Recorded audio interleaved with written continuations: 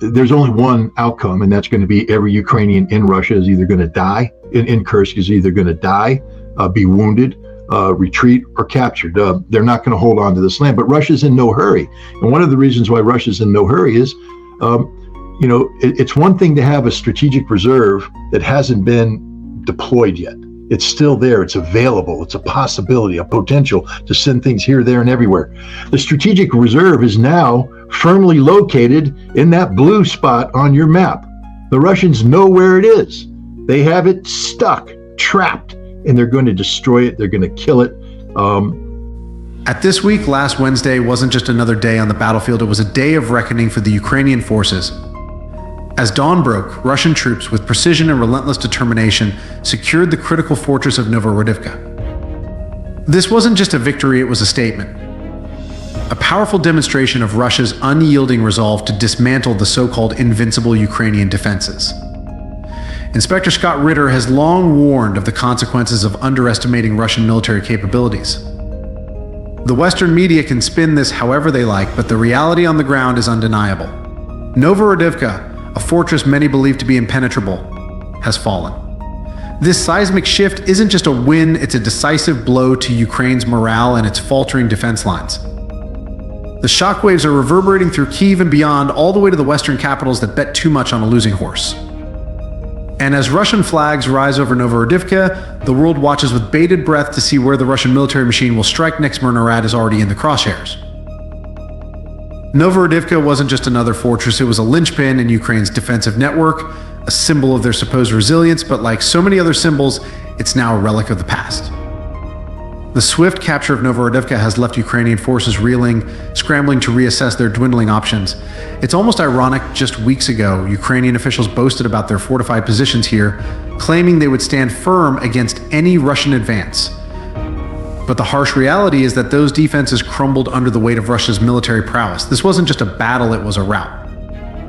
With Mykolaievka and Novohrodivka now under Russian control, the Ukrainian forces are left with one bitter truth: their defenses were never as strong as they claimed.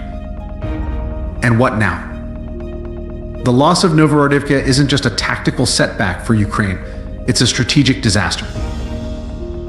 The once feared Ukrainian defenses, so heavily touted by their Western backers, have proven to be nothing more than a facade.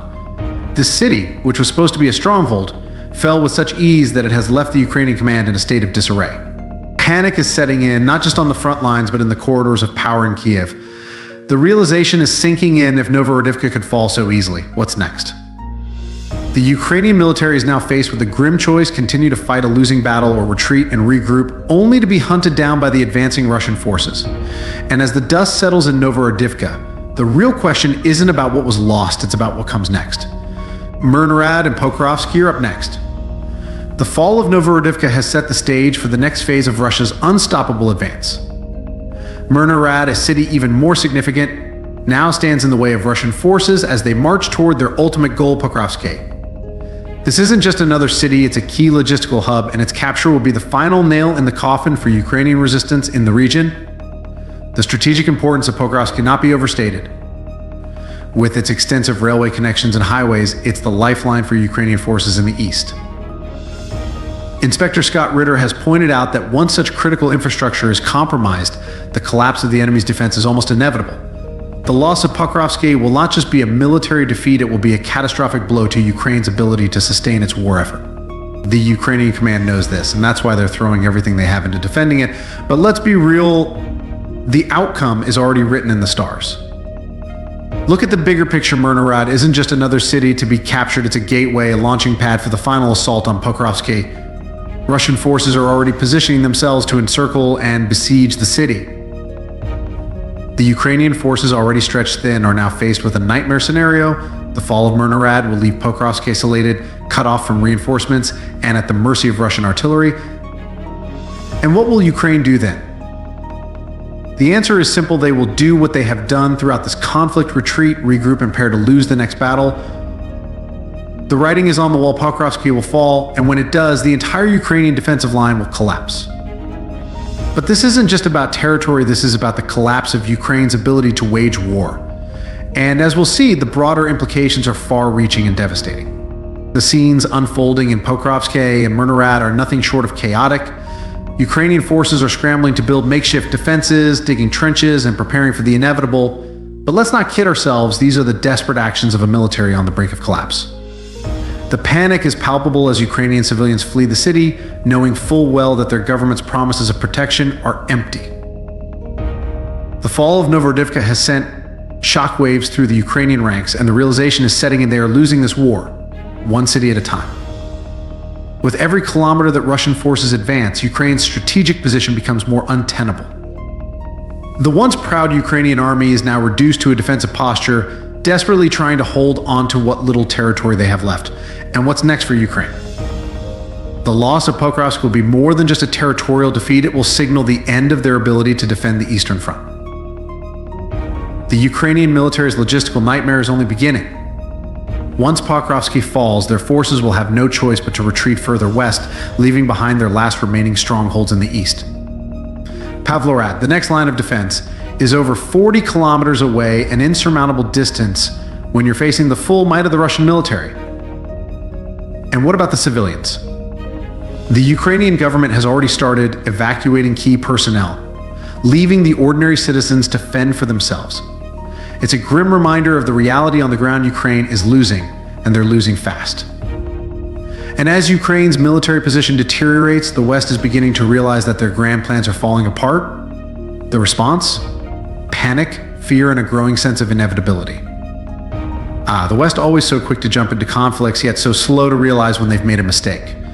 The Financial Times has finally caught up with what we've known all along: Ukraine's attempts to drag NATO and the US into this war are not just reckless, they're dangerous. Even Biden, the master of indecision, is now worried that Ukraine's provocations could lead to something far more catastrophic. The irony is almost too much to bear. The West, which has spent billions propping up Ukraine, is now realizing that they've backed themselves into a corner. Ukraine's reckless actions are pushing the world closer to a conflict that nobody, not even the most hawkish Western leaders, wants to see. And what does this mean for Ukraine? It means that their days of endless Western support may be numbered. The reality is sinking, in Ukraine's strategy of provocation and escalation is a dead end. The West is growing tired of the endless demands for more weapons, more money, and more involvement. They're beginning to see Ukraine for what it really is, a liability, and who can blame them? With each passing day, it becomes more apparent that Ukraine's chances of winning this war are slim to none. The Ukrainian leadership knows this, which is why they're so desperate to drag the West into a direct conflict with Russia. But the West isn't biting, and Ukraine is running out of options. The dream of a NATO-backed victory is fading, and reality is setting in. But as the West hesitates, Ukraine's leaders are doubling down on their reckless gambles, pushing the limits of what they can get away with. And now, in a move that reeks of desperation, Ukrainian officials are touting their latest game changer: long-range Wavovs capable of striking deep into Russian territory. They say these weapons will shift the balance of power, but let's be honest, this is nothing more than a desperate gamble by a military that's running out of options. The idea that these waves could somehow turn the tide of the war is laughable. Russia has dealt with far more sophisticated threats before, and these new toys won't change a thing. Inspector Scott Ritter, who has been critical of Western underestimations of Russia's capabilities, would likely view this as another futile attempt by Ukraine to provoke a reaction. This is just another example of Ukraine trying to provoke a reaction, hoping that by striking deep into Russian territory, they can force NATO to step in. But this strategy is as flawed as it is dangerous. Russia is not easily provoked, and these reckless actions will only hasten Ukraine's downfall. And what about these so-called game-changing wavies? The reality is that Ukraine is pinning its hopes on weapons that, in the grand scheme of things, are little more than distractions. Sure, they might make headlines for a day or two, but they won't change the course of the war. Russia's air defense systems are among the best in the world, and these UAVs will be swatted out of the sky like flies. But that's not the point, is it? Ukraine isn't really trying to win the war with these UAVs, they're trying to drag NATO into the conflict by any means necessary. It's a fool's gambit, and it's going to backfire spectacularly. The West is waking up to the fact that Ukraine is a liability, not an asset, and this latest stunt is only going to accelerate that realization. And as Ukraine's gambles grow more reckless, their pleas for Western intervention grow more desperate, almost pathetic.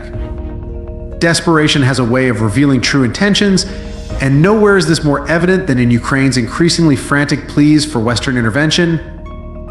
Ukrainian officials are now begging the West to allow them to strike deeper into Russian territory and to provide them with advanced air defense systems. It's almost pitiful to watch.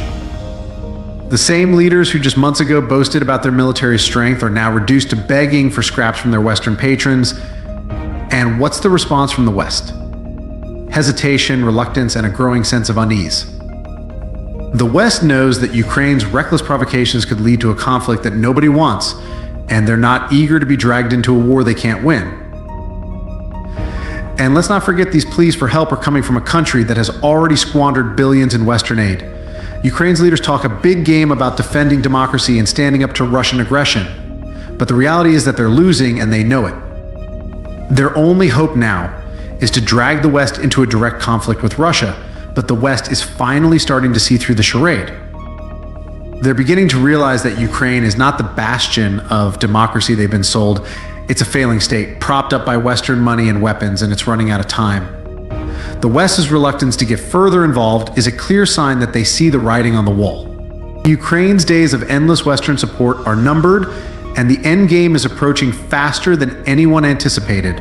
And as Ukraine's cries for help grow more desperate, the world watches, knowing that the end is near. The tide has turned, and Ukraine is running out of time. With Novohrodivka and Myrnorad under Russian control, and Pokrovsk on the brink, the writing is on the wall.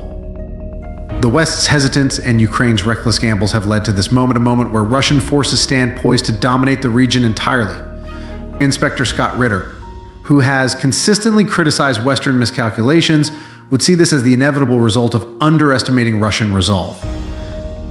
The Ukrainian forces, once hailed as heroes by their Western backers, are now a shadow of their former selves, struggling to hold the line against an unstoppable Russian advance. The future is clear. Russia's strategic brilliance and unwavering resolve have brought them to the brink of a decisive victory, and the world is about to witness the final chapter in this conflict. Thank you for joining us in today's analysis. Stay tuned as we continue to bring you the latest developments from the front lines.